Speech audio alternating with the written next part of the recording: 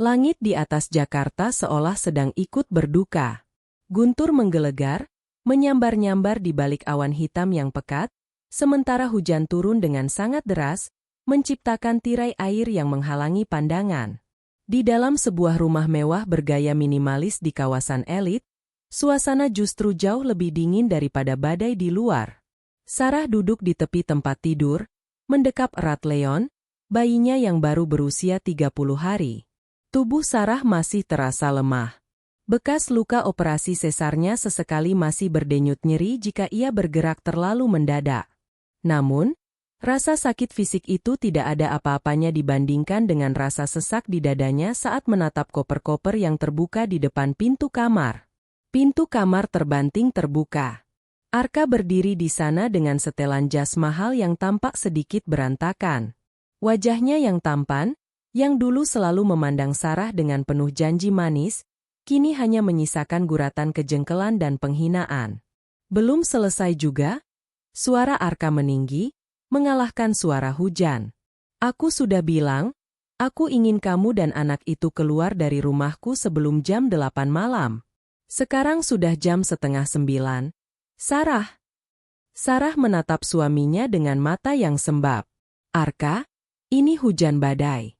Leon baru 1 bulan. Dia bisa sakit kalau kita keluar sekarang. Setidaknya izinkan kami menginap 1 malam lagi di kamar tamu. Besok pagi, setelah hujan reda, aku akan pergi. Arka tertawa sinis, sebuah tawa yang menyayat hati Sarah. Kamar tamu? Rumah ini akan kedatangan tamu penting besok pagi. Rekan bisnisku dan calon istriku yang baru, Maya. Aku tidak ingin mereka melihat pemandangan menjijikkan seperti kalian di sini. Kamu itu seperti kutu. Sarah, kalau dibiarkan 1 malam lagi, kamu akan mencoba mencari cara untuk tetap tinggal dan mengemis hartaku. Mengemis hartamu? Sarah berbisik, suaranya bergetar. Selama 3 tahun kita menikah, apakah aku pernah meminta 1 sen pun untuk kemewahan? Aku memasak untukmu, mencuci pakaianmu dengan tanganku sendiri karena kamu bilang ingin hidup hemat di awal kariermu. Aku menemani kamu dari saat kantormu hanya sebuah ruko kecil yang bocor. Dan itulah masalahnya, bentak Arka sambil melangkah maju, merenggut sebuah tas kain berisi perlengkapan bayi dari tangan Sarah. Kamu adalah pengingat masa laluku yang miskin dan sulit. Sekarang aku sudah di puncak. Aku butuh wanita yang bisa mengimbangi statusku di depan klien, wanita yang berkelas, bukan wanita rumahan yang baunya selalu bau minyak telon dan bawang seperti kamu. Arka menyeret koper Sarah keluar kamar. Sarah bangkit dengan susah payah, menggendong Leon yang mulai terbangun dan menangis karena suara gaduh tersebut. Dengan langkah tertatih, ia mengikuti Arka turun ke lantai bawah. Di ruang tamu, Maya sudah berdiri di sana, menyilangkan tangan di dada dengan senyum kemenangan yang tipis. Ia mengenakan gaun merah ketat dan sepatu hak tinggi yang harganya mungkin setara dengan biaya hidup Sarah selama setahun. Aduh, Sarah? Ucap Maya dengan nada mengejek. Harusnya kamu tahu diri. Kasihan bayinya kalau ibunya keras kepala begini. Kalau kamu pergi baik-baik tadi sore, mungkin Arka masih mau memberi sedikit uang saku untukmu membeli susu di pinggir jalan. Sarah mengabaikan wanita itu. Ia menatap Arka untuk terakhir kalinya. Arka, aku istrimu yang sah secara hukum dan agama. Kamu tidak bisa melakukan ini begitu saja. Surat cerainya akan dikirim pengacaraku besok. Dan soal sah, kamu itu cuma wanita yatim piatu yang beruntung aku pungut dari jalanan. Jangan merasa dirimu berharga. Arka membuka pintu depan. Angin kencang dan air hujan langsung menyerbu masuk ke dalam ruangan yang hangat itu. Tanpa belas kasihan, Arka melempar koper-koper Sarah ke halaman yang basah. Keluar! Sarah memeluk Leon lebih erat, melindungi tubuh mungil itu dengan jaket tipisnya. Ia berjalan melewati ambang pintu dengan kepala tegak, meski air mata mengalir deras di pipinya, menyatu dengan air hujan. Begitu Sarah menginjakan kaki di aspal jalanan yang dingin, pintu besar itu tertutup dengan bantingan keras. Suara kunci diputar terdengar jelas, memutus segala sisa harapan yang ia miliki. Sarah berdiri di sana, di bawah guyuran hujan. Ia melihat ke arah balkon kamar mereka dulu, di mana lampu masih menyala terang. Di dalam sana, Arka mungkin sedang menuangkan sampahnya bersama Maya, merayakan pembersihan rumah dari beban yang tak diinginkan. Leon menangis kencang. Suara bayi itu memecah kesunyian malam di perumahan elit yang sepi itu. Sarah berjalan perlahan menuju gerbang utama, menjauh dari rumah yang dulu ia anggap sebagai surga. Sabar, Nak, ibu di sini, bisik Sarah dengan suara parau. Ia sampai di sebuah halte bus yang gelap dan kosong sekitar 500 meter dari kompleks tersebut. Ia duduk di bangku kayu yang basah, mencoba menenangkan bayinya. Sarah merogoh saku mantalnya, mengeluarkan sebuah ponsel lama yang layarnya sudah retak. Ponsel itu adalah satu-satunya benda yang ia simpan secara rahasia selama ini. Selama 3 tahun, ia mematikan ponsel itu. Ia ingin membuktikan kepada ayahnya bahwa ia bisa hidup bahagia hanya dengan cinta, tanpa embel-embel nama besar keluarganya. Ia ingin membuktikan bahwa Arka mencintainya karena dirinya, bukan karena siapa di belakangnya.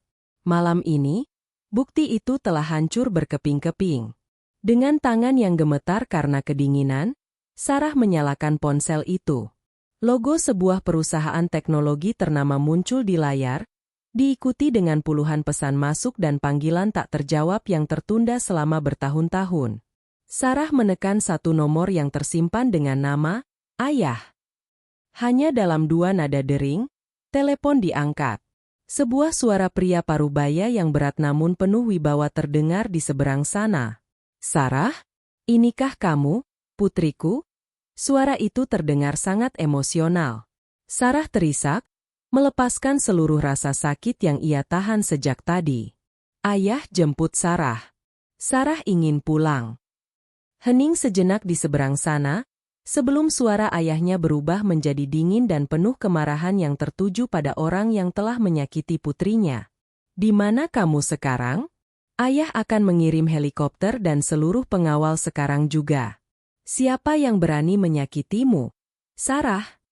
Aku di halte dekat perumahan Green Residence. Ayah. Aku membawa cucumu. Dia kedinginan. Tunggu di sana, Sarah. 10 menit. Jangan tutup teleponnya. Siapapun yang membuatmu menangis malam ini, ayah pastikan mereka akan memohon untuk mati besok pagi. Sarah menyandarkan kepalanya di tiang halte. Ia menatap ke arah lampu-lampu kota yang berkilauan di kejauhan. Arka mengusirnya karena menganggapnya sampah tak berharga.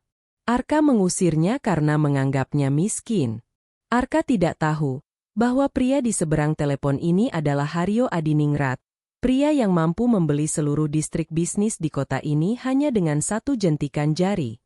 Dan yang lebih penting, Arka tidak tahu bahwa investor misterius yang menyuntikkan dana sebesar 50 miliar rupiah ke perusahaannya 2 tahun lalu, yang menyelamatkannya dari kebangkrutan, adalah Sarah sendiri melalui tangan kanan ayahnya. Permainan sudah selesai, Arka, bisik Sarah sambil menatap Leon yang mulai tertidur. Kamu ingin melihat siapa aku sebenarnya? Aku akan menunjukkan dunia yang bahkan tidak berani kamu impikan. Di kejauhan, suara raungan mesin mobil-mobil mewah mulai terdengar mendekat, memecah kesunyian malam yang dingin. Iring-iringan 10 mobil hitam dengan lampu strobo tampak membelah hujan deras, menuju ke arah halte tempat wanita miskin itu menunggu. Deru mesin mobil-mobil mewah itu merobek kesunyian malam di jalanan pinggiran kota yang basah. 10 mobil sedan hitam mengilat berhenti dengan presisi militer di depan halte bus yang reyot. Puluhan pria bersetelan jas hitam turun serentak, membukakan payung besar untuk membentuk lorong pelindung agar tidak setetes air pun menyentuh Sarah dan bayinya. Dari mobil paling tengah, seorang pria tua dengan rambut perak yang tertata rapi keluar. Haryo Adiningrat, sang titan bisnis yang ditakuti di seluruh negeri, melangkah dengan tergesa. Wajahnya yang biasanya kaku seperti batu karang kini tampak hancur melihat kondisi putrinya. Sarah. Haryo berbisik, suaranya tercekat. Ia melihat putrinya yang pucat, bibirnya membiru karena kedinginan, mendekap seorang bayi di bawah jaket tipis yang sudah basah kuyup. "Ayah?" Sarah hanya mampu mengucapkan satu kata itu sebelum tubuhnya lemas. Hario dengan sigap menangkapnya. "Bawa mereka ke mobil. Panggil tim dokter terbaik ke Menshan sekarang juga," perintah Hario dengan suara menggelegar. "Dan kau, Baskara?"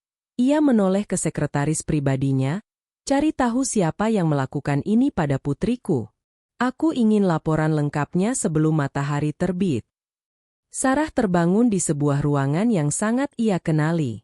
Wangi aromaterapi lavender yang menenangkan, spray sutra dengan thread count tinggi, dan kehangatan dari perapian listrik di sudut kamar. Ini adalah kamarnya di Menshan Adiningrat, tempat yang ia tinggalkan 3 tahun lalu dengan penuh idealisme tentang cinta sederhana. "Ibu?" Suara tangis kecil terdengar dari samping tempat tidurnya. Seorang perawat berseragam rapi segera mendekat, menggendong Leon yang sudah mengenakan pakaian bayi berbahan wol lembut yang sangat mahal. "Nona muda, putra Anda sudah mandi dan diberi susu formula sementara. Dokter bilang dia sehat, hanya sedikit kaget karena suhu dingin." Sarah mengambil Leon ke pelukannya. Air matanya jatuh lagi, tapi kali ini bukan karena sedih, melainkan karena rasa syukur. Di saat yang sama, pintu kamar terbuka. Hario masuk dengan wajah yang jauh lebih tenang namun mematikan. "Dia bernama Leon, Ayah," ucap Sarah lembut. Hario mendekat, mengelus kepala cucunya dengan tangan yang gemetar. "Dia tampan. Dia memiliki matamu, Sarah." Hario kemudian duduk di kursi di samping tempat tidur. "Baskara sudah memberitahuku semuanya. Arka, lelaki yang kau banggakan itu, yang kau bantu secara diam-diam dengan dana perusahaanku, dia mengusirmu seperti sampah." Sarah menunduk. "Aku ingin dia mencintaiku sebagai Sarah, wanita biasa. Aku tidak ingin dia terintimidasi oleh nama Adiningrat. Tapi aku salah, Ayah. Dia tidak butuh cinta, dia hanya butuh tangga untuk naik ke atas. Dan saat dia merasa sudah sampai di puncak, dia menendang tangga itu." Hario berdiri, aura kekuasaannya menyelimuti ruangan. Dia pikir dia sudah di puncak, perusahaannya, Arka Corp, hanyalah butiran debu di bawah sepatuku. Dia bisa makan hari ini karena kamu memberikan nafas buatan 2 tahun lalu. Sekarang, aku akan mencabut nafas itu." "Tidak, Ayah," potong Sarah dengan nada dingin yang baru. Mata yang biasanya lembut itu kini sekeras berlian. "Jangan Ayah yang melakukannya. Biarkan aku yang menghancurkannya. Aku ingin dia melihat sendiri bagaimana wanita yang dia sebut beban, ini mengambil kembali setiap helai benang di pakaian yang dia kenakan." Hario tersenyum tipis. Itulah Putri Adiningrat yang ia kenal. "Apa rencanamu?" "Aku akan kembali sebagai CEO Adiningrat Group. Selama ini Ayah bilang Ayah butuh penerus, bukan? Aku siap. Tapi pertama-tama, aku ingin semua akses perbankan Arka Corp yang terhubung dengan investasi anonimku segera dibekukan. Biarkan dia panik sedikit pagi ini." Di sisi lain kota, matahari pagi masuk menembus jendela besar di rumah mewah Arka. Arka terbangun dengan perasaan sangat puas. Tidak ada lagi suara tangis bayi yang mengganggunya, tidak ada lagi Sarah yang selalu mengingatkannya untuk tidak terlalu boros. Maya sedang duduk di meja makan, menikmati sarapan mewah yang disiapkan asisten rumah tangga. "Sayang," panggil Maya manja. "Setelah ini kita ke butik, ya? Aku butuh gaun baru untuk acara gala bisnis minggu depan. Aku harus tampil sempurna sebagai calon istri CEO sukses." Arka tersenyum lebar. "Tentu, pilih saja yang paling mahal. Uang bukan masalah sekarang. Proyek dengan Global Tech baru saja cair." Arka mengambil ponselnya untuk memeriksa saldo perusahaan. Ia ingin memamerkan kekayaannya pada Maya. Namun, dahinya berkerut saat melihat notifikasi di layar. "Akses ditolak. Hubungi bank Anda." Sial, Mungkin ada gangguan jaringan, gumam Arka. Ia mencoba menelepon manajer banknya. Halo, Pak Dani? Ini Arka. Kenapa akun perusahaan saya tidak bisa diakses? Suara di seberang sana terdengar sangat formal, bahkan cenderung dingin. Sesuatu yang tidak biasa, karena biasanya Pak Dani akan menjilatnya. Maaf, Pak Arka. Atas perintah dari kantor pusat dan investor utama Anda, seluruh aset likuid Arka Corp sedang dalam status peninjauan kembali. Segala bentuk transaksi dibekukan hingga waktu yang tidak ditentukan. Wajah Arka mendadak pucat pasi. Investor utama? Maksudmu konsorsium anonim itu? Kenapa mereka tiba-tiba melakukan ini? Aku tidak melanggar kontrak. Kami tidak tahu, Pak Arka. Kami hanya menjalankan perintah. Oh, dan satu lagi, gedung kantor Anda sertifikatnya telah dialihkan kepemilikannya pagi ini ke sebuah entitas bernama Crown Legacy. Mereka memberi waktu 3 hari bagi Anda untuk mengosongkan tempat atau mulai membayar sewa pasar yang baru.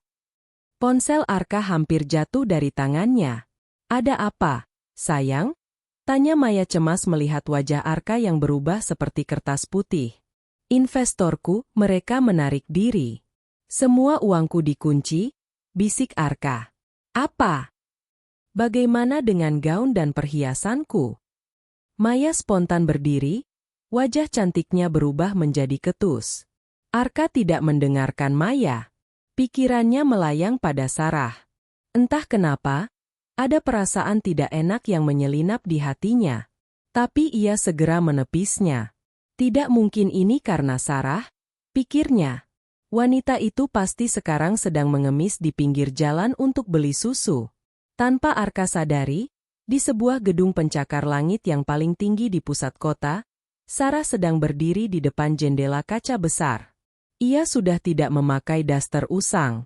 Ia mengenakan setelan powersuit berwarna biru navy yang dijahit khusus di Paris. Baskara masuk ke ruangan. Nona Sarah, semua sudah siap. Arka Corp mulai goyah. Dan ini adalah daftar undangan untuk gala bisnis. Nama Arka ada di sana sebagai tamu undangan kelas bawah. Sarah memutar kursinya, menatap Baskara dengan senyum dingin. Bagus. Biarkan dia datang ke pesta itu. Biarkan dia merasa besar untuk terakhir kalinya, sebelum aku meruntuhkan dunianya di depan semua orang. Sarah melihat foto Leon di atas mejanya. Dia mengusir kita karena kita dianggap miskin.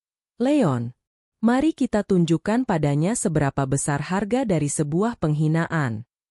3 hari setelah pengusiran itu, dunia Arka yang tadinya tampak berkilau mulai retak di segala sisi. Kantor Arka Corp yang biasanya sibuk dengan aura kesuksesan kini berubah menjadi medan perang kecemasan. Para karyawan berbisik-bisik di pantry, sementara para manajer tingkat atas berkumpul di ruang rapat dengan wajah tegang. Arka membanting berkas di atas meja jati besarnya. Apa maksudmu mereka membatalkan kontrak? Kita sudah menyelesaikan 80% tahap pengembangan. Sekretarisnya, seorang wanita muda yang tampak gemetar, menunduk dalam. Pihak Global Tech menyatakan bahwa ada klausul integritas yang kita langgar. Pak, mereka tidak menjelaskan secara rinci, tapi mereka juga menyebutkan bahwa reputasi Anda sedang dalam pengawasan. Reputasi? Reputasi apa? Arka berteriak hingga urat lehernya menonjol. Ia tidak tahu bahwa di dunia kalangan atas, berita tentang seorang pria yang mengusir istri dan bayinya yang baru lahir ke tengah badai telah menyebar seperti api di hutan kering. Haryo Adiningrat tidak perlu mengeluarkan pernyataan resmi. Ia cukup memberikan bisikan kepada 1 atau 2 relasi bisnisnya bahwa siapapun yang bekerja sama dengan Arka akan menjadi musuh Adiningrat Group. Dalam dunia bisnis, menjadi musuh Adiningrat sama saja dengan bunuh diri finansial. Sayang, tenanglah.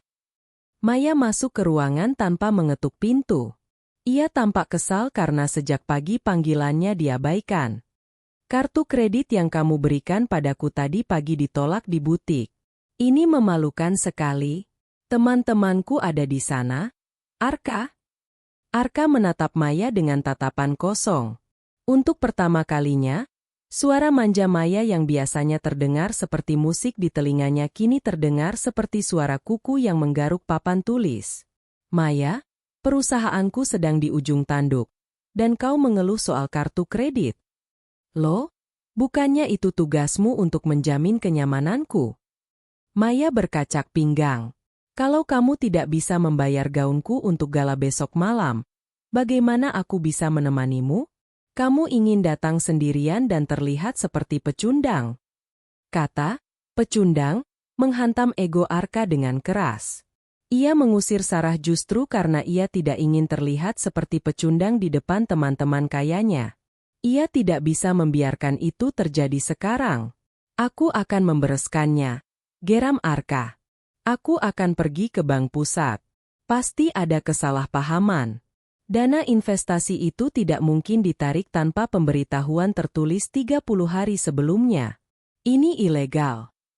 Sementara itu, di sebuah Gria Tawang, penthouse, milik keluarga Adiningrat, Sarah duduk dengan anggun sementara seorang penata busana terkenal dari Paris mengukur tubuhnya. Di sebelahnya, Leon tidur terlelap di dalam ayunan bayi elektronik yang terbuat dari bahan organik terbaik. Nona Sarah, Baskara masuk dengan tablet di tangannya. Arka baru saja mencoba menghubungi bank. Dia juga mencoba mencari tahu keberadaan Anda di rumah sakit kota dan panti asuhan. Sarah tersenyum tipis, sebuah senyuman yang tidak mencapai matanya. Dia mencari aku? Untuk apa? Apakah dia tiba-tiba merasa bersalah? Sepertinya tidak. Nona, dari penyadapan yang kami lakukan, dia berpikir bahwa Anda membawa lari sebuah kunci brankas atau dokumen penting yang menurutnya adalah penyebab dana investasinya dibekukan. Dia tetap tidak percaya bahwa Anda adalah sumber dari uang itu sendiri. Sarah tertawa kecil, suara tawa yang jernih namun penuh sarkasme. Dia benar-benar picik. Dia lebih percaya aku seorang pencuri daripada seorang wanita yang memiliki kekuatan. Baiklah, biarkan dia mencari. Berikan dia umpan. Umpan apa? Nona.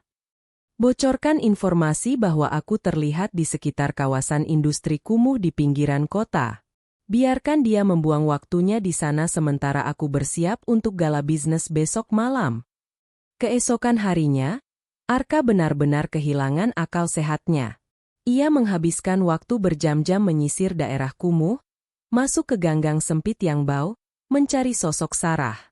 Ia yakin jika ia menemukan Sarah, ia bisa memaksanya bicara tentang siapa sebenarnya investor anonim itu, karena Sarahlah yang dulu membawa kontak investor tersebut kepadanya.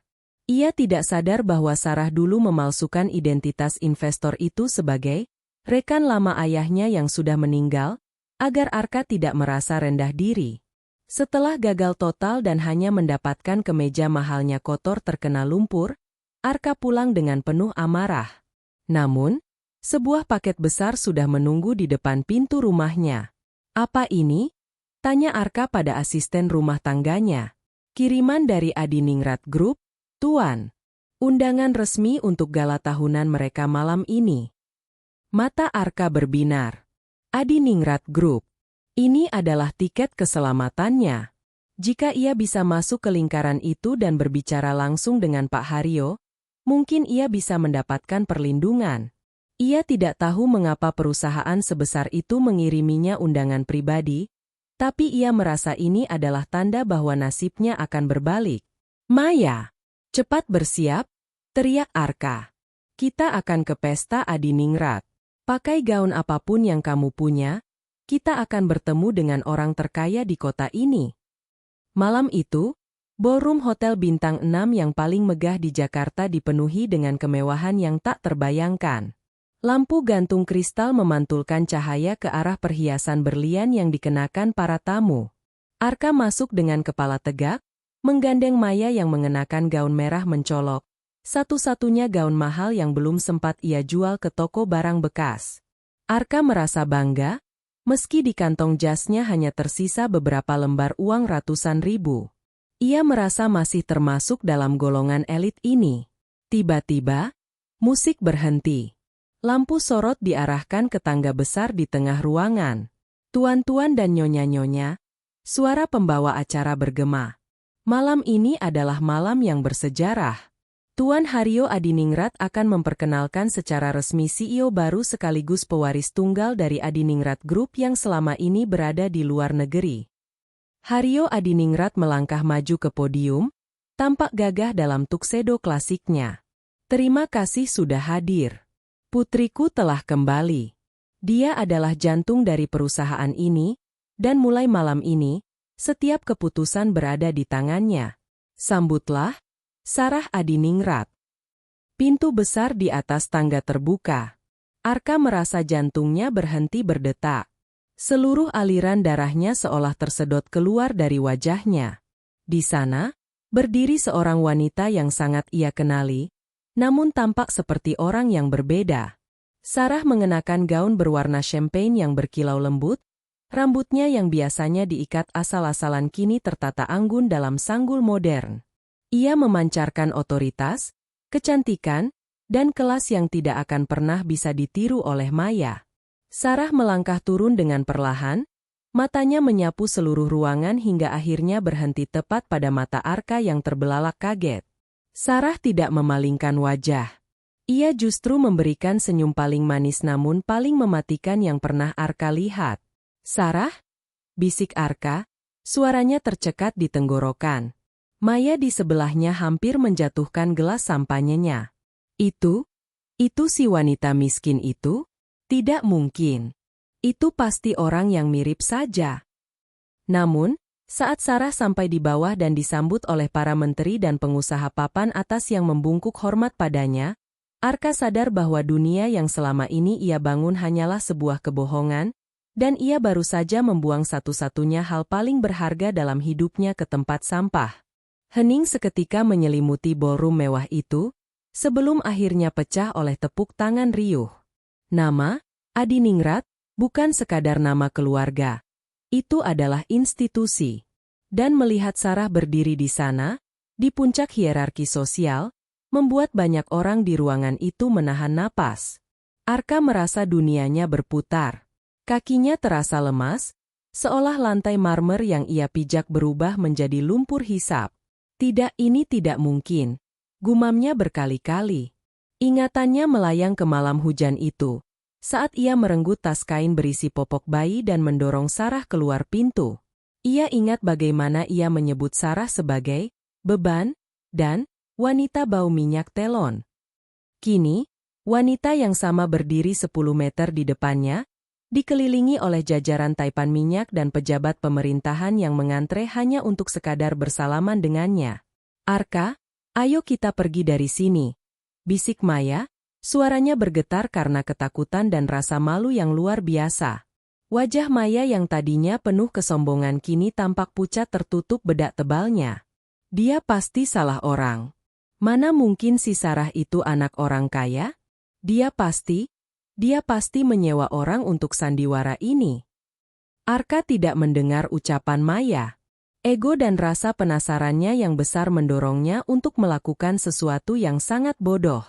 Ia melepaskan gandengan tangan Maya dan mulai melangkah membelah kerumunan, menuju ke arah Sarah.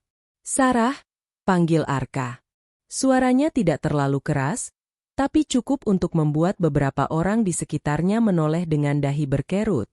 Sarah, yang sedang berbicara dengan seorang duta besar, menghentikan kalimatnya. Ia perlahan memutar tubuhnya.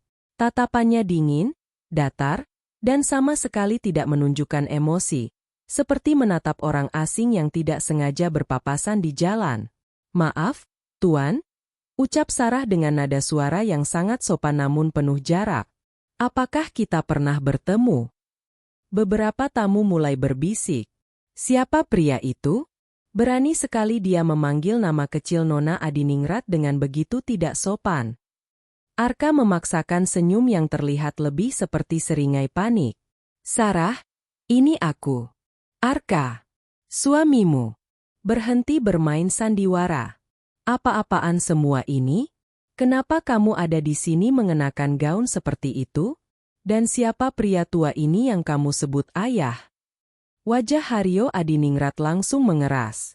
Ia melangkah maju satu tindak, berdiri di samping putrinya seperti gunung yang siap runtuh menimpa Arka. Tuan muda, suara Haryo rendah namun mengancam, saya sarankan Anda menjaga lidah Anda. Anda sedang berbicara dengan CEO Adiningrat Group. Dan mengenai status suami, sejauh yang saya tahu, Anda sudah membuang hak itu di pinggir jalan 3 hari yang lalu. Tapi dia berbohong padaku, teriak Arka, mulai kehilangan kendali diri karena rasa malu yang membakar. Dia mengaku yatim piatu. Dia membiarkan aku mengira dia miskin. Ini penipuan. Sarah melangkah maju, satu langkah lebih dekat ke Arka. Wangi parfum oud dan mawar yang mahal tercium dari tubuhnya, menggantikan bau deterjen yang biasa Arka cium di rumah. Aku tidak pernah menipumu, Arka, ucap Sarah tenang, suaranya terdengar jelas oleh orang-orang di sekitarnya. Aku hanya tidak pernah memamerkan hartaku. Aku ingin tahu, jika aku tidak memiliki sepeser pun, apakah kamu masih akan mencintaiku? Dan jawabannya sudah aku dapatkan malam itu. Bukan. Sarah kemudian melirik ke arah Maya yang berdiri di kejauhan dengan wajah ketakutan. Kamu menginginkan wanita yang berkelas, wanita yang bisa mengimbangi statusmu. Nah, sekarang kamu sudah memilikinya. Kenapa kamu masih mencariku? Sarah, dengar aku hanya kaget. Arka mencoba mengubah nada bicaranya menjadi memelas. Ia sadar, jika ia bisa mengambil hati Sarah kembali, seluruh masalah finansialnya akan hilang dalam sekejap. Aku melakukannya karena tekanan bisnis. Aku tidak bermaksud mengusirmu. Aku hanya ingin kita punya waktu masing-masing. Ayo pulang, Leon pasti merindukan ayahnya. Mendengar nama Leon disebut oleh mulut Arka, mata Sarah berkilat penuh amarah. Jangan pernah berani menyebut nama putraku, desis Sarah. Anak yang hampir mati kedinginan karena ayahnya lebih memilih harga diri daripada hati nurani. Kamu bukan ayahnya. Ayah mana yang membiarkan bayinya terlunta-lunta di bawah badai?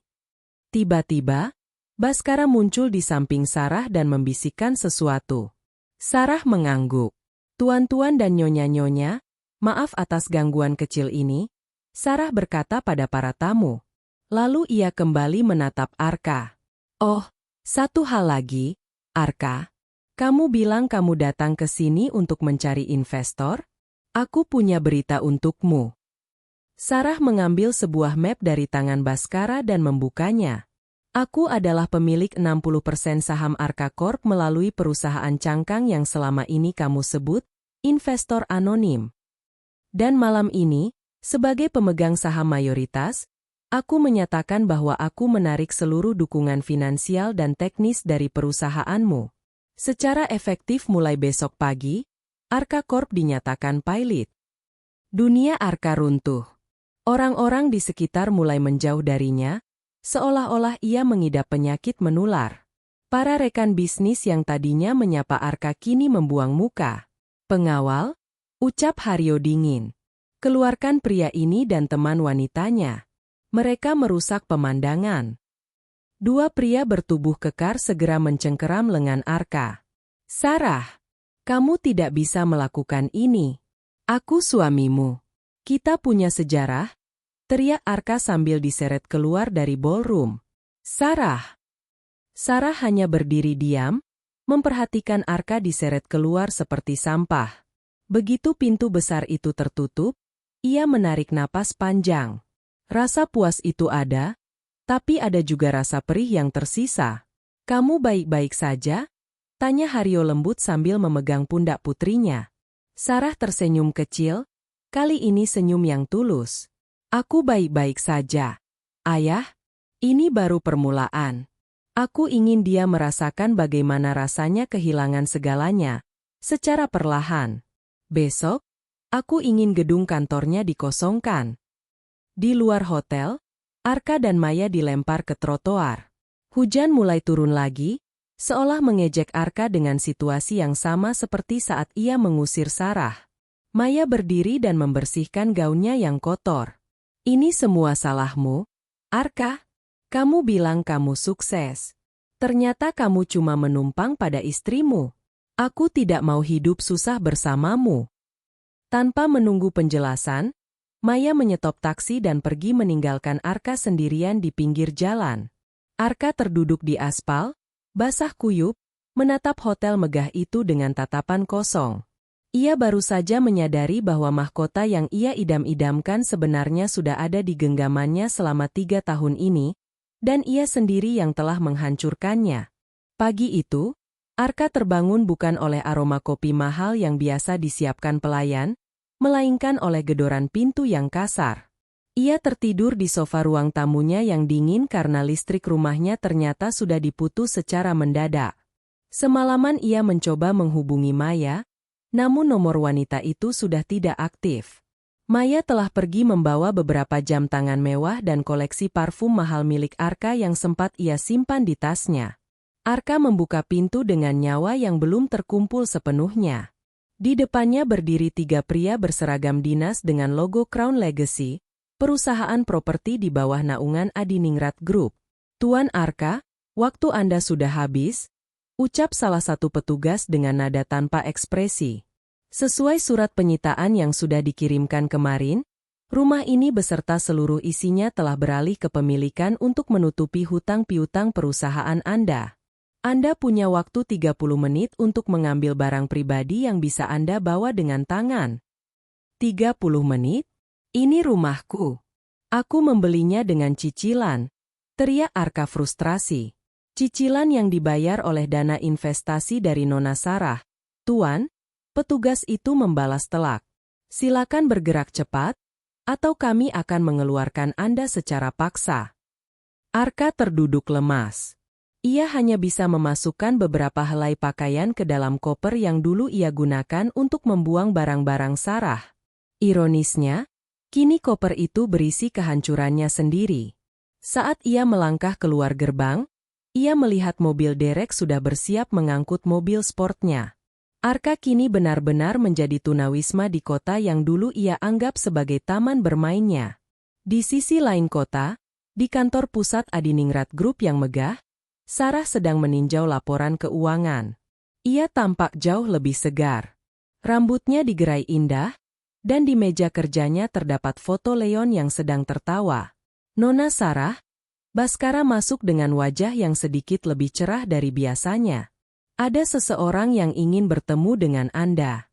Dia mengatakan ini urusan pribadi, namun sangat mendesak. Sarah mengernyitkan dahi. "Siapa?" "Rendra. Rendra Mahendra." Jantung Sarah berdegup sedikit lebih kencang. Rendra adalah teman masa kecilnya sekaligus putra dari keluarga Mahendra, rival bisnis sekaligus rekan terdekat ayahnya. Rendra telah menghabiskan 5 tahun terakhir di London untuk mengelola cabang perusahaannya di sana. Dulu, sebelum Sarah kabur untuk menikah dengan Arka, Rendra adalah pria yang dijodohkan dengannya, dan satu-satunya pria yang berani menentang keputusan Sarah untuk hidup miskin bersama Arka. Pintu terbuka, dan seorang pria dengan tinggi badan atletis, mengenakan setelan jas abu-abu arang yang sempurna, melangkah masuk. Wajahnya tegas dengan tatapan mata yang cerdas dan hangat. "Aku dengar kamu sudah kembali ke tempat yang seharusnya, Sarah?" Suara Rendra berat dan tenang. Sarah berdiri, mencoba menetralkan ekspresinya. "Rendra, kapan kamu sampai di Jakarta?" "Semalam. Tepat saat aku mendengar berita tentang keributan di Gala Adiningrat." Rendra berjalan mendekat, berhenti tepat di depan meja Sarah. Ia tidak melihat Sarah sebagai CEO, tapi sebagai wanita yang dulu pernah ia lindungi. "Aku datang bukan untuk membicarakan bisnis. Aku datang untuk bertanya. Apakah kamu baik-baik saja? Setelah apa yang dilakukan bajingan itu padamu?" Sarah menghela napas, menyandarkan tubuhnya ke kursi. "Aku baik, Rendra. Aku sedang menikmati proses pembersihan." "Jangan lakukan itu sendirian," ujar Rendra lembut. Aku punya data tentang beberapa aset tersembunyi Arka yang ia coba alihkan ke luar negeri melalui skema pencucian uang dengan Maya. Jika kamu mau, aku bisa menghancurkannya dalam satu sore. Sarah menatap Rendra lama. Kenapa kamu mau membantuku? Setelah aku menolakmu 3 tahun lalu. Rendra tersenyum tipis, sebuah senyuman yang jauh lebih tulus daripada semua senyuman Arka selama 3 tahun pernikahan mereka. Karena aku tahu nilaimu, Sarah. Bahkan saat kamu memakai daster lusuh pun, di mataku kamu tetap seorang ratu. Dan seorang ratu tidak boleh mengotori tangannya terlalu lama untuk mengurus sampah. Sementara itu, Arka mencoba peruntungannya. Ia mendatangi kantor salah satu rekan bisnis lamanya, Pak Broto, untuk meminta pekerjaan, posisi apa saja, asalkan ia bisa makan. Maaf, Arka, ucap Pak Broto sambil menyeruput tehnya tanpa melihat ke arah Arka. Aku baru saja menandatangani kontrak suplai besar dengan Adiningrat Group. Jika aku mempekerjakanmu, meskipun hanya sebagai kurir, kontrak itu akan hangus dalam hitungan menit. Kamu tahu sendiri bagaimana pengaruh Sarah sekarang. Tapi Pak, saya punya pengalaman memimpin perusahaan. Kamu punya pengalaman mengusir berlian demi sebuah kerikil. Arka, itu menunjukkan penilaian bisnismu sangat buruk. Tidak ada tempat untuk orang seperti itu di sini. Silakan keluar. Arka keluar dari kantor itu dengan amarah yang membuncah. Ia merasa Sarah sangat kejam. Ia merasa Sarah sengaja menutup semua akses hidupnya. Di kepalanya, ia masih merasa dirinya adalah korban. Dalam keputusasaannya, Arka teringat pada Leon. Ia berpikir, jika ia bisa mengambil Leon atau setidaknya menunjukkan diri sebagai ayah yang teraniaya, masyarakat akan berbalik membela dia dan menghujat Sarah sebagai wanita kaya yang sombong. Ia pun nekat menuju ke Mensyahn Adiningrat. Namun, di gerbang utama, ia tidak melihat Sarah. Ia justru melihat Sarah keluar dari mobil mewah, didampingi oleh Rendra Mahendra. Rendra tampak menggendong Leon dengan sangat akrab, sementara Sarah tertawa mendengar sesuatu yang diucapkan pria itu.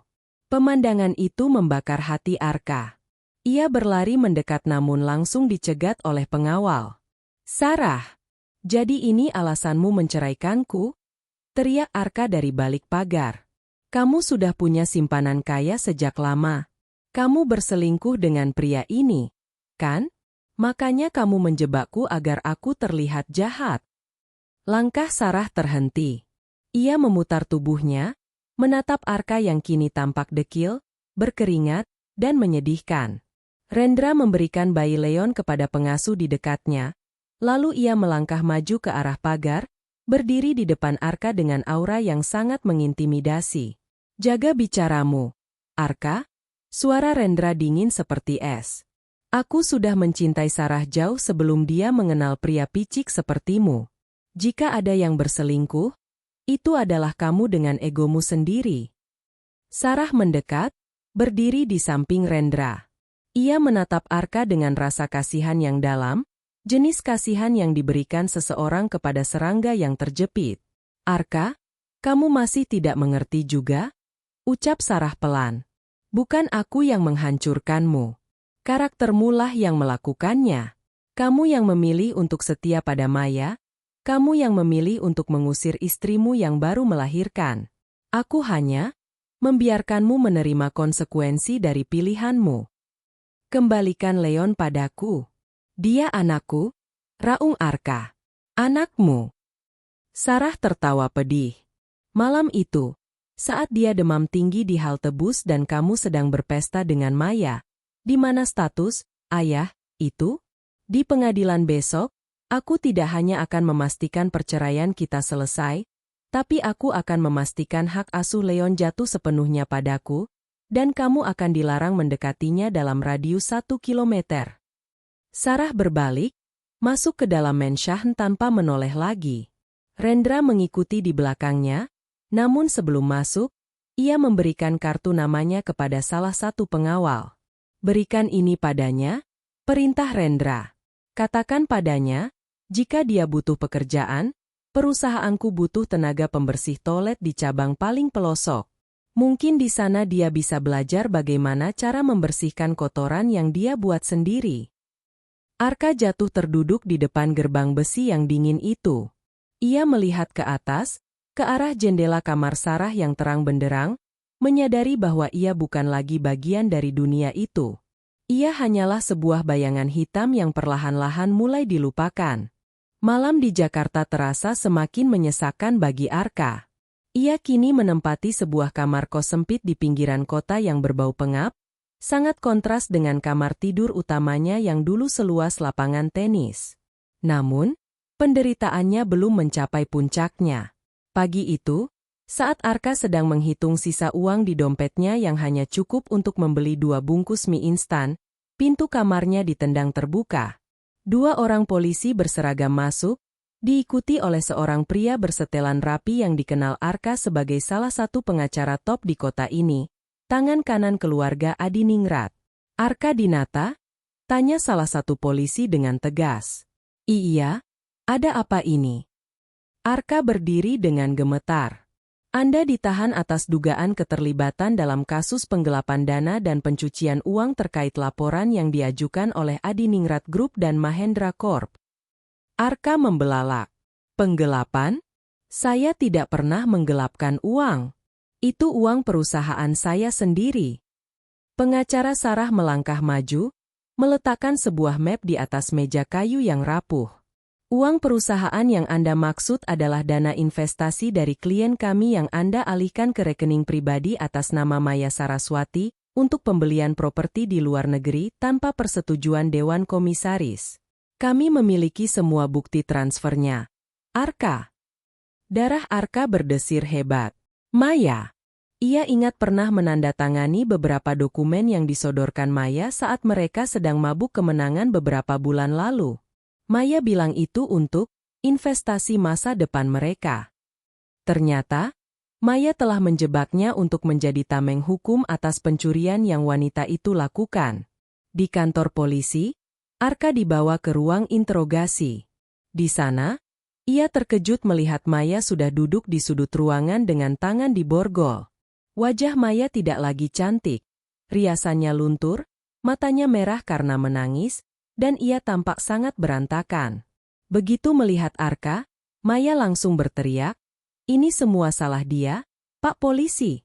Arka yang menyuruh saya membuka rekening itu. Dia yang ingin mencuri uang Sarah karena dia tahu Sarah sebenarnya kaya." "Apa?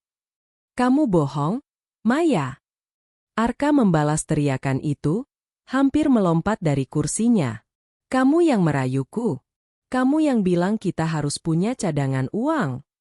"Diam kalian berdua," bentak polisi. Saling tuduh tidak akan mengubah fakta bahwa dana sebesar 20 miliar rupiah telah raib dari akun investasi anonim tersebut. Dari balik kaca satu arah di ruang interogasi, Sarah berdiri bersama Rendra. Sarah menatap mantan suaminya itu dengan tatapan yang sulit diartikan. Ada rasa sakit, tapi lebih banyak rasa hambar. "Kamu ingin aku menghentikan ini?" bisik Rendra yang berdiri tepat di belakang Sarah, tangannya berada di bahu Sarah untuk memberikan kekuatan. "Jika kamu mau, aku bisa mencabut tuntutan untuk Arka dan membiarkan Maya yang membusuk di penjara sendirian." Sarah menggeleng perlahan. "Tidak, Rendra. Biarkan hukum berjalan. Arka harus belajar bahwa setiap pilihan memiliki harga. Dia memilih Maya, dan inilah harga dari pilihannya, pengkhianatan dari orang yang dia puja." Sarah berbalik, menjauh dari kaca itu. "Ayo pergi. Bau pengkhianatan di ruangan ini membuatku mual." Keluar dari kantor polisi, Rendra mengajak Sarah ke sebuah taman yang tenang di atap gedung miliknya. Udara segar mulai menyapu sisa-sisa kemarahan Sarah. "Terima kasih, Rendra," ucap Sarah tulus. "Selama beberapa hari ini, kamu sudah sangat membantuku. Aku tidak tahu bagaimana caraku membalasnya." Rendra berhenti berjalan dan menatap mata Sarah dengan dalam. "Aku tidak butuh balasan, Sarah. Aku hanya ingin kamu tahu bahwa kamu tidak perlu membawa seluruh beban dunia ini di pundakmu sendiri. Kamu punya ayahmu, dan kamu punya aku. Jika kamu mengizinkan. Sarah terdiam. Luka yang ditorehkan Arka masih terlalu baru.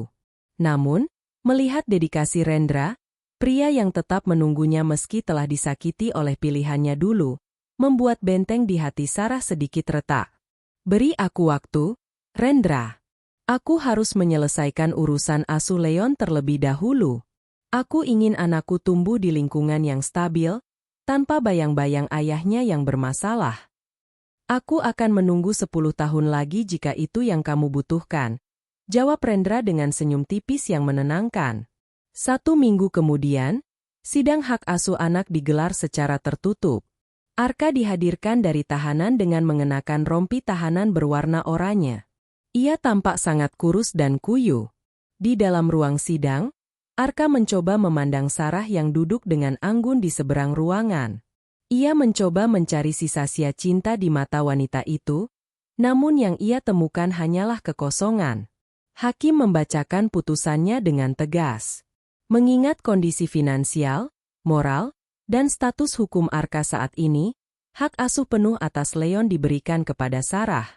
Arka dilarang memberikan komunikasi dalam bentuk apapun sampai Leon berusia 18 tahun, kecuali atas izin tertulis dari Sarah. Sidang ditutup, hakim mengetuk palu. Saat petugas akan membawa Arka kembali ke sel, ia meronta sejenak. Sarah, tolong, maafkan aku. Aku tahu aku bodoh. Izinkan aku memeluk Leon sekali saja. Sarah berdiri, ia berjalan mendekati Arka yang tertahan oleh petugas. Ia berhenti tepat di depan pria yang dulu sangat ia cintai itu. Arka, ucap Sarah pelan, cukup untuk didengar oleh mereka berdua saja. Dulu, aku memberikanmu seluruh duniaku, tapi kamu membuangnya karena kamu pikir dunia itu terlalu murah karena tidak berlabel harga. Sekarang, kamu meminta satu pelukan dari anak yang kamu anggap beban. Sarah mengeluarkan sebuah foto dari tasnya. Foto Leon yang sedang tersenyum lebar mengenakan pakaian bayi yang mewah. Lihat dia baik-baik, Arka. Karena ini adalah terakhir kalinya kamu akan melihat wajahnya. Mulai hari ini, di dokumen resminya, nama belakangnya bukan lagi namamu. Dia adalah Leon Adiningrat. Dia tidak punya ayah bernama Arka Dinata. Ayahnya sudah mati di malam hujan itu. Sarah berbalik dan melangkah keluar ruang sidang dengan langkah yang mantap. Rendra sudah menunggu di depan pintu, membukakan pintu mobil untuknya. Arka jatuh berlutut di lantai ruang sidang, menangis meraung-raung saat pintu tertutup rapat, memisahkan dirinya dari masa depan yang seharusnya bisa ia miliki jika saja ia memiliki sedikit saja rasa syukur di hatinya. Dinding penjara yang dingin dan lembab menjadi saksi bisu kejatuhan Arka Dinata. Di dalam sel yang ia bagi dengan 5 narapidana lainnya, Arka tidak lagi dipanggil sebagai Tuan CEO. Ia hanyalah tahanan nomor 402. Ironisnya, salah satu rekan satu selnya adalah mantan mandor bangunan yang dulu pernah dipecat Arka tanpa pesangon hanya karena telat mengirim laporan sehari. Dunia ini sempit ya, Pak Bos? Sindir pria bertato itu sambil menyenggol bahu Arka yang sedang meringkuk di sudut. Arka hanya bisa diam, menelan harga dirinya yang sudah hancur menjadi debu. Setiap malam, ia menatap langit-langit jeruji, membayangkan Sarah dan Leon. Ia teringat bagaimana Sarah dulu selalu memijat kakinya setelah pulang kerja, bagaimana Sarah tetap tersenyum meski mereka hanya makan nasi dengan telur dadar. Kehangatan itu kini digantikan oleh rasa dingin yang menusuk tulang dan penyesalan yang tidak akan pernah berakhir. Sementara itu, di kantor pusat Adiningrat Group, Sarah mulai memegang kendali penuh. Ia bukan lagi Sarah yang pemalu. Ia adalah pemimpin yang tegas. Leon, yang kini sudah berusia 3 bulan, sering dibawa ke kantor dan tidur di daicara khusus yang dibangun Sarah di lantai atas agar ia bisa tetap memantau putranya. Namun, posisi Sarah sebagai pewaris tunggal mulai digoyang dari dalam. Dalam sebuah rapat dewan direksi, seorang pria parubaya bernama Paman Hendra, adik sepupu Haryo Adiningrat, mulai menunjukkan taringnya. Keponakanku tercinta, Sarah, ucap Hendra dengan nada yang dibuat-buat ramah di depan para pemegang saham. Kami semua kagum pada ketangguhanmu. Tapi, memimpin perusahaan sebesar ini bukanlah hal yang sama dengan mengurus rumah tangga. Kamu baru saja kembali dari masa pengasingan dan membawa seorang bayi. Apakah kamu tidak merasa posisi CEO ini terlalu berat? Mungkin lebih baik jika aku yang mengambil alih operasional harian sementara kamu fokus menjadi ibu. Beberapa direktur lama yang masih berpikiran kolot mulai berbisik setuju. Mereka memandang rendah Sarah hanya karena ia pernah tertipu oleh pria seperti Arka. Sarah meletakkan pulpennya perlahan. Ia menatap Paman Hendra dengan tatapan yang sangat mirip dengan ayahnya, tajam dan tak tergoyahkan. Paman Hendra, suara Sarah menggema di ruang rapat. Terima kasih atas perhatiannya. Tapi jika ingatan saya benar, laporan kuartal terakhir menunjukkan bahwa divisi yang Paman pimpin mengalami penurunan laba sebesar 15%. Jika saya terlalu sibuk menjadi ibu, lalu apa alasan Paman sehingga divisi Paman hampir merugi?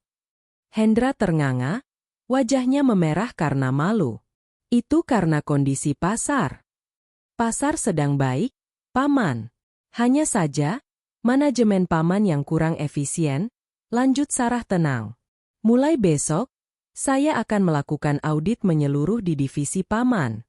Rapat hari ini selesai. Setelah semua orang keluar, Sarah menghela napas panjang. Ia menyandarkan kepalanya di kursi. Ternyata, musuh dalam selimut jauh lebih berbahaya daripada musuh terang-terangan seperti Arka. Sore harinya, Rendra datang menjemput Sarah. Sejak kejadian di kantor polisi, Rendra seolah menjadi pelindung tidak resmi bagi Sarah. Kamu terlihat lelah, Sarah, ujar Rendra saat mereka berjalan menuju mobil. Hendra Adiningrat memang sudah lama mengincar posisi itu. Dia pikir dia bisa memanfaatkan statusmu yang pernah menikah dengan Arka untuk menjatuhkan kredibilitasmu. Dia pikir aku lemah karena aku pernah mencintai orang yang salah. Balas Sarah getir. Rendra menghentikan langkahnya, menatap Sarah dengan serius. Mencintai bukan tanda kelemahan, Sarah. Itu tanda bahwa kamu punya hati. Yang lemah adalah dia yang tidak punya integritas. Dan soal Hendra, jangan khawatir. Aku sudah meminta timku menyelidiki aliran dana di divisinya. Sepertinya pamanmu itu melakukan lebih dari sekadar salah manajemen. Sarah menatap Rendra, merasa sedikit lebih ringan. Kenapa kamu selalu tahu apa yang kubutuhkan, Rendra? Rendra tersenyum tipis, hampir menyentuh tangan Sarah namun ia menahannya, menghormati ruang pribadi Sarah. Karena selama 3 tahun kamu hilang, aku tidak pernah berhenti memperhatikanmu dari jauh. Aku belajar dari kesalahanku dulu, kesalahan karena tidak mengejarmu lebih keras sebelum bajingan itu mengambilmu. Di tengah keharmonisan yang mulai tumbuh antara Sarah dan Rendra, sebuah plot jahat sedang disusun di sebuah bar gelap. Hendra Adiningrat duduk bersama seorang pengacara licik. Sarah terlalu kuat, geram Hendra. Jika audit itu berjalan, aku akan habis. Aku harus menyerangnya dari titik terlemahnya. Dan apa itu, Tuan Hendra? Tanya sang pengacara. Hendra menyeringai licik. Bayinya. Dan suaminya yang ada di penjara. Arka mungkin sampah, tapi dia masih punya status hukum sebagai ayah biologis di mata beberapa hukum adat keluarga kita. Jika kita bisa membebaskan Arka dengan jaminan dan membuatnya membuat skandal bahwa Sarah menjauhkannya dari anaknya secara ilegal, citra Sarah akan hancur sebagai CEO. Hendra menyesap minumannya. Siapkan dokumennya. Kita akan mengeluarkan Arka Dinata dari selnya. Bukan karena kita kasihan, tapi karena kita butuh anjing penyerang untuk menggigit tuannya.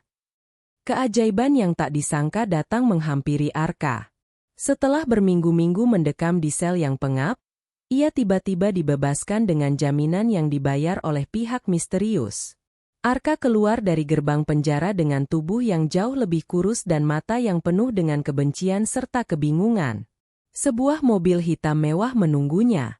Di dalamnya, duduk Hendra Adiningrat dengan senyum yang tidak sampai ke mata. "Siapa Anda? Kenapa Anda menolong saya?" tanya Arka waspada. Hendra tertawa kecil. "Panggil aku Paman Hendra. Aku adalah paman dari wanita yang telah membuangmu ke penjara. Aku tidak suka melihat keponakanku bersikap tiran, apalagi memisahkan seorang ayah dari anak kandungnya. Itu sangat tidak manusiawi, bukan?" Arka, yang sudah kehilangan segalanya, segera menangkap umpan itu. "Dia licik, Paman. Dia membohongiku selama bertahun-tahun." "Aku tahu," dusta Hendra. "Dan sekarang dia sedang bermesraan dengan Rendra Mahendra sementara kamu menderita. Jika kamu ingin membalas dendam dan mendapatkan kembali hakmu atas Leon, serta sebagian harta yang seharusnya menjadi milikmu sebagai mantan suami, kamu harus mengikuti instruksiku." Hendra memberikan Arka sebuah apartemen rahasia, pakaian mahal, dan akses ke beberapa wartawan gosip papan atas yang sudah dibayar. Beberapa hari kemudian, publik diguncang oleh sebuah video wawancara eksklusif. Arka tampil dengan wajah yang dibuat tampak sedih dan terzalimi. "Saya hanya seorang pria yang mencintai wanita yang saya kira miskin," ucap Arka di depan kamera, suaranya bergetar palsu. "Saya bekerja keras untuknya, tapi begitu dia kembali ke keluarganya yang kaya, dia menjebak saya dengan kasus hukum agar bisa merebut anak kami dan berselingkuh dengan pria kaya lain. Saya diusir tanpa sepeser pun, bahkan tidak boleh memeluk bayi saya." Berita itu meledak. Narasi, pria miskin yang dihancurkan oleh dinasti kaya, menjadi santapan empuk netizen. Saham Adiningrat Group mulai mengalami fluktuasi karena sentimen negatif publik terhadap citra Sarah. Di kantornya, Sarah membanting tablet yang menampilkan berita tersebut. Berani-beraninya dia. Setelah apa yang dia lakukan, dia masih berani memutarbalikkan fakta. "Ini bukan kerjaan Arka sendirian," Rendra masuk dengan wajah tegang. "Tim Itku melacak sumber penyebaran video itu. Semuanya mengarah pada perusahaan cangkang milik Hendra Adiningrat. Pamanmu menggunakan Arka sebagai pion untuk menciptakan krisis kepemimpinan." Hanya beberapa menit kemudian, pintu kantor Sarah terbuka kasar. Hendra masuk bersama beberapa anggota dewan direksi lainnya. "Sarah, lihat kekacauan ini." Hendra menunjuk ke arah televisi. "Citra perusahaan hancur. Publik menganggap kita keluarga yang tidak punya moral. Sebagai pemimpin, kamu telah gagal menjaga nama baik keluarga. Para pemegang saham menuntut adanya pergantian posisi CEO sementara sampai masalah pribadimu selesai." Sarah berdiri, matanya berkilat marah. "Masalah pribadi ini sengaja Paman ciptakan. Paman mengeluarkan seorang narapidana untuk merusak perusahaan sendiri? Itu pengkhianatan, Paman." "Tuduhan yang berat, keponakanku. Mana buktinya?" Hendra menyeringai. Situasi semakin memanas ketika Arka, yang kini merasa punya dukungan, nekat mendatangi kantor Adiningrat Group bersama gerombolan wartawan.